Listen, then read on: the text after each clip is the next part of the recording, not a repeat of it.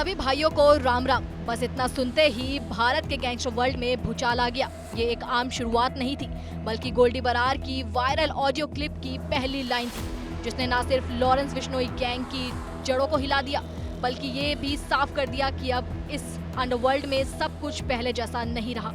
इस ऑडियो में गोल्डी बरार ने एक बड़ा ऐलान किया, अब मेरा कोई लेना देना लॉरेंस बिश्नोई या उसके भाई अनमोल बिश्नोई से नहीं है। जी हाँ, गोल्डी ने साफ तौर पर कहा कि उसने लॉरेंस गैंग से रिश्ता खत्म कर लिया है।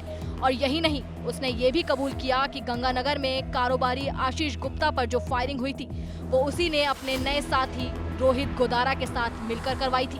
गोल्डी ने दावा किया कि उसकी मंशा हत्या की नहीं थी, वो सिर्फ एक चेतावनी देना चाहता था, इसलिए आशीष गुप्ता को जानबूझकर पैर में गोली मारी गई। लेकिन फिर उसने ये भी कहा, अगर अगली बार बात समझ नहीं आई तो गोली सिर पे भी लग सकती है। इस एक ऑडियो ने ये साफ कर दिया है कि अब लॉरेंस बिश्नोई गैंग की पकड़ ढीली पड़ रही है और उसके ही पुराने साथी अब खुलकर सामने आने लगे हैं। हालांकि खबर फास्ट इस ऑडियो क्लिप की पुष्टि नहीं करता। गोल्डी बराड़,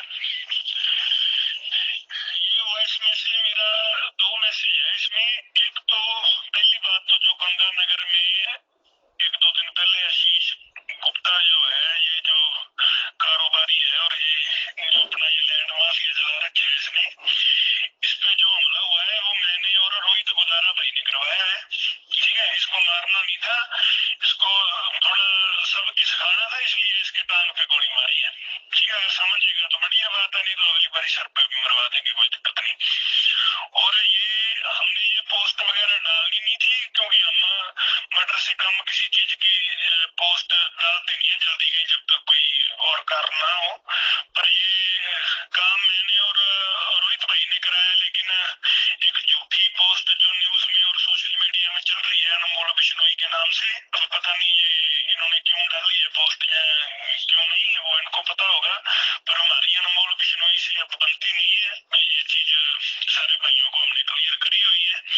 ठीक है जी। और दूसरी बात, पिछले कुछ दिनों में राजस्थान में झुंझुनू इलाके में या एक दो जगह पे और अजमेर और एक दो जगह पे और न्यूज आई है, और कोई ऐसी करके न्यूज चल रही है कि गोल्डी बराड़ ने ISI के लिए या पाकिस्तान के लिए फंडिंग मांगी। मैं न्यूज वालों को या प्रशासन वालों को ये बेनती करना चाहता हूँ कि ऐसी खबरें चलाने से पहले थोड़ा बहुत कुछ कन्फर्म कर लिया करो।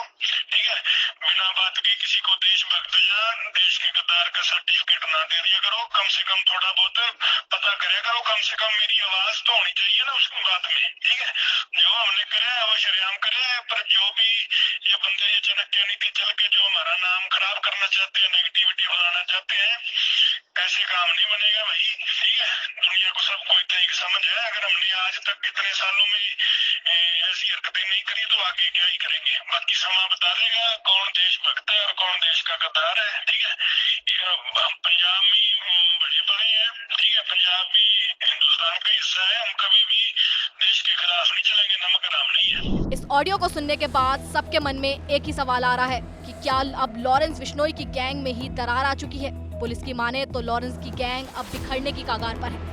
ज्यादातर गुर्गे गिरफ्तार हो चुके हैं और जो बाहर है वो भी अब लॉरेंस के खिलाफ बोल रहे हैं। ये भी बताया जा रहा है कि राजस्थान पुलिस की एंटी गैंगस्टर टीम ने पिछले 1 साल में लॉरेंस के कई खास लोगों को अरेस्ट कर लिया है। यहाँ तक कि विदेशों में छिपे उसके गुर्गे और उसका भाई अनमोल भी पकड़ा जा चुका है।